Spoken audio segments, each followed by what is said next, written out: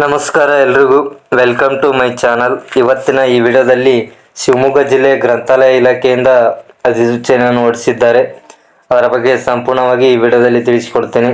ಮತ್ತು ಈ ಹುದ್ದೆಗೆ ವಯೋಮಿತಿ, ಅದೇ ರೀತಿಯಾಗಿ ವಿದ್ಯಾರ್ಹತೆ, ಈ ಹುದ್ದೆಗೆ ಸಂಬಂಧಪಟ್ಟಂತೆ ವಿದ್ಯಾರ್ಹತೆ, ವಯೋಮಿತಿ, ವೇತನ, ಆಯ್ಕೆ ಪ್ರಕ್ರಿಯೆ, ಅರ್ಜಿ ಶುಲ್ಕ ಮತ್ತು ವೇತನ ಎಷ್ಟು ಇಲ್ಲಿ ನೀಡಲಾಗುತ್ತದೆ ಎಲ್ಲದರ ಬಗ್ಗೆ ಸಂಪೂರ್ಣವಾಗಿ ಈ ವಿಡಿಯೋದಲ್ಲಿ ತಿಳಿಸಿಕೊಡ್ತೀನಿ. ಮತ್ತು ಈ ಹುದ್ದೆಗೆ PUC ವಿದ್ಯಾರ್ಹತೆಯನ್ನು ನಿಗದಿಪಡಿಸಿದ್ದಾರೆ. ಇದರ ಬಗ್ಗೆ ಎಲ್ಲ ಸಂಪೂರ್ಣ ಮಾಹಿತಿ ತಿಳಿಯಲು ಸಂಪೂರ್ಣವಾಗಿ ಈ ವಿಡಿಯೋ ನೋಡಿ. ಅದಕ್ಕಿಂತ ಮುಂಚೆ ಇನ್ನೂ ಯಾರು ನನ್ನ ಚಾನಲ್ನ ಸಬ್ಸ್ಕ್ರೈಬ್ ಮಾಡ್ಕೊಂಡಿಲ್ಲ, ದಯವಿಟ್ಟು ಸಬ್ಸ್ಕ್ರೈಬ್ ಮಾಡ್ಕೊಳ್ಳಿ. ಇನ್ನೂ ಹೆಚ್ಚು ವಿಡಿಯೋಗಳು ಮುಂದೆ ನನ್ನ ಚಾನಲ್ನಲ್ಲಿ ಹಾಕ್ತಾ ಇರ್ತೀನಿ. ಅದೇ ರೀತಿಯಾಗಿ ಇದು ಅಧಿಸೂಚನೆ ದಿನಾಂಕ 1/2/2024 ಈ ಅಧಿಸೂಚನೆ ದಿನಾಂಕವನ್ನು ಹೊರಡಿಸಲಾಗಿದೆ. ಶಿವಮೊಗ್ಗ ಜಿಲ್ಲಾ ವ್ಯಾಪ್ತಿಯ ಗ್ರಾಮ ಪಂಚಾಯತಿ ಗ್ರಂಥಾಲಯಗಳಲ್ಲಿ ಈ ಹುದ್ದೆ ಖಾಲಿ ಇರುವಂಥದ್ದು. ಒಟ್ಟು 14 ಹುದ್ದೆಗಳು ಇಲ್ಲಿ ಖಾಲಿ ಇದ್ದಾವೆ.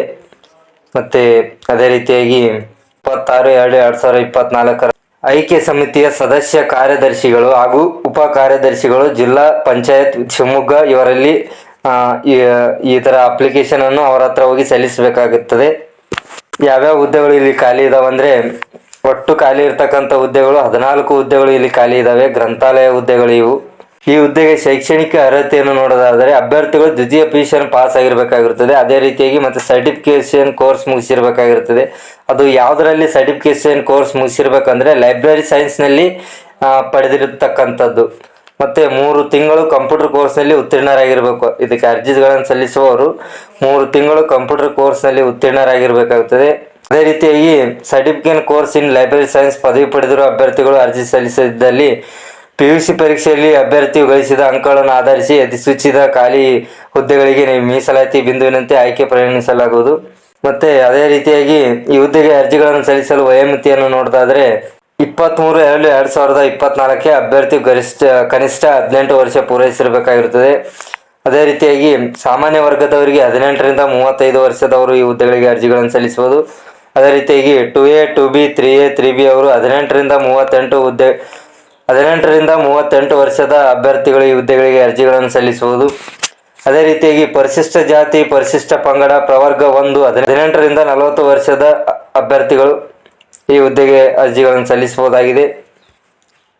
ಹಾಗೆ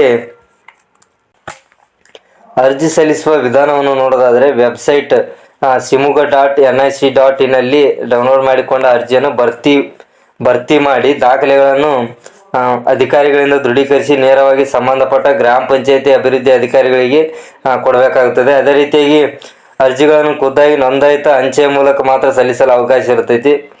ಅದೇ ರೀತಿಯಾಗಿ ಅಂಚೆ ಮೂಲಕ ಅರ್ಜಿ ಸಲ್ಲಿಸುವ ಅಭ್ಯರ್ಥಿಗಳು ಲಕಟೆ ಮೇಲೆ ದಪ್ಪ ಅಕ್ಷರಗಳಲ್ಲಿ ಗ್ರಾಮ ಪಂಚಾಯತಿ ಗ್ರಂಥಾಲಯ ಮಾಹಿತಿ ಕೇಂದ್ರಗಳ ಮೇಲ್ವಿಚಾರಕ ಹುದ್ದೆಗೆ ನೇಮಕಾತಿ ಎಂದು ಬರೆದಿರಬೇಕು. ಮತ್ತು ಅದೇ ರೀತಿಯಾಗಿ ಹುದ್ದೆಗೆ ಅರ್ಜಿಗಳನ್ನು ಸಲ್ಲಿಸಲು ಅರ್ಜಿ ಶುಲ್ಕ ಎಷ್ಟು ಪಾವತಿಸಬೇಕಂದ್ರೆ ಹುದ್ದೆಗೆ ಯಾವುದೇ ರೀತಿಯಾದಂಥ ಅರ್ಜಿ ಶುಲ್ಕ ಇರೋದಿಲ್ಲ. ಈ ಹುದ್ದೆಗೆ ಯಾವ ರೀತಿಯಾಗಿ ಆಯ್ಕೆ ಮಾಡ್ಕೊಳ್ತಾರಂದರೆ ಶೈಕ್ಷಣಿಕ ಅರ್ಹತೆಯಲ್ಲಿನ ಮೆರಿಟ್ ಮತ್ತು ರೋಸ್ಟರ್ ಮೀಸಲಾತಿ ಆಧಾರದ ಮೇಲೆ ಅಭ್ಯರ್ಥಿಗಳನ್ನು ಆಯ್ಕೆ ಮಾಡಿಕೊಳ್ಳಲಾಗುತ್ತದೆ. ಅಂದರೆ ನೀವು ಏನು PUCಯಲ್ಲಿ ಅಂಕಗಳನ್ನು ಗಳಿಸಿರ್ತೀರಿ ಅದರ ಆಧಾರದ ಮೇಲೆ ಈ ಹುದ್ದೆಗಳಿಗೆ ಆಯ್ಕೆ ಮಾಡಿಕೊಳ್ಳಲಾಗುತ್ತದೆ. ಹುದ್ದೆಗೆ ಸಂಬಂಧಿಸಿದಂತೆ certification course in library science ಪದವಿ ಪಡೆದಿರುವ ಅಭ್ಯರ್ಥಿಗಳು ಅರ್ಜಿ ಸಲ್ಲಿಸದಿದ್ದಲ್ಲಿ PUC ಪರೀಕ್ಷೆಯಲ್ಲಿ ಅಭ್ಯರ್ಥಿಯು ಗಳಿಸಿದ ಅಂಕಗಳನ್ನು ಆಧರಿಸಿ ಮೀಸಲಾತಿ ಬಿಂದುವಿನಂತೆ ಆಯ್ಕೆಗೆ ಪರಿಗಣಿಸಲಾಗುವುದು. ಒಂದು ವೇಳೆ ಇಬ್ಬರು ಅಥವಾ ಹೆಚ್ಚಿನ ಅಭ್ಯರ್ಥಿಗಳು ಸಮಾನವಾದ ಅಂಕಗಳನ್ನು ಹೊಂದಿದ್ದಲ್ಲಿ ವಯಸ್ಸಿನಲ್ಲಿ ಹಿರಿಯರಾದವರನ್ನು ಆಯ್ಕೆಗೆ ಪರಿಗಣಿಸಲಾಗುವುದು.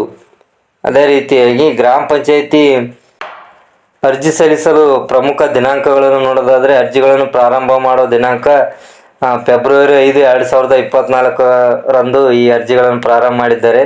ಮತ್ತು ಅರ್ಜಿಗಳನ್ನು ಸಲ್ಲಿಸಲು ಕೊನೆಯ ದಿನಾಂಕ 23/2/2024 ಅಂಚೆ ಮೂಲಕ ಈ ಹುದ್ದೆಗೆ ಅರ್ಜಿಗಳನ್ನು ಸಲ್ಲಿಸಲು ಕೊನೆಯ ದಿನಾಂಕವಾಗಿರುತ್ತದೆ. ಆದಷ್ಟು ಬೇಗ ಈ ಹುದ್ದೆಗೆ ಅರ್ಜಿಗಳನ್ನು ಸಲ್ಲಿಸಿ. ಇದಿಷ್ಟು ಈ ವಿಡಿಯೋದ ಮಾಹಿತಿ. ಈ ವಿಡಿಯೋದಲ್ಲಿ ಎಲ್ಲದರ ಬಗ್ಗೆ ಮಾಹಿತಿಯನ್ನು ತಿಳಿಸಿಕೊಟ್ಟಿದ್ದೇನೆ. ಈ ವಿಡಿಯೋದಲ್ಲಿ ಹುದ್ದೆಗಳ ವಿವರ, ಹುದ್ದೆಗೆ ವಿದ್ಯಾರ್ಹತೆ, ವಯೋಮಿತಿ, ವೇತನ, ಅರ್ಜಿ ಶುಲ್ಕ, ಅದೇ ರೀತಿಯಾಗಿ ಆಯ್ಕೆ ಪ್ರಕ್ರಿಯೆ, ಕೊನೆಯ ದಿನಾಂಕ ಎಲ್ಲದರ ಬಗ್ಗೆ ಸಂಪೂರ್ಣವಾಗಿ ಈ ವಿಡಿಯೋದಲ್ಲಿ ತಿಳಿಸಿಕೊಟ್ಟಿದ್ದೇನೆ. ವಿಡಿಯೋ ಇಷ್ಟ ಆಗಿದ್ರೆ ಶೇರ್ ಮಾಡಿ, ಲೈಕ್ ಮಾಡಿ. ಜೊತೆಗೆ ಇನ್ನೂ ಯಾರು ನನ್ನ ಚಾನಲ್ನ ಸಬ್ಸ್ಕ್ರೈಬ್ ಮಾಡ್ಕೊಂಡಿಲ್ಲ ಅಂಥವರು ಸಬ್ಸ್ಕ್ರೈಬ್ ಮಾಡಿಕೊಂಡು ವಿಡಿಯೋ ನೋಡಿ. ಇಷ್ಟು ಹೇಳ್ತಾ ಈ ವಿಡಿಯೋ ಮುಗಿಸ್ತಾ ಇದ್ದೀನಿ. ಧನ್ಯವಾದಗಳು.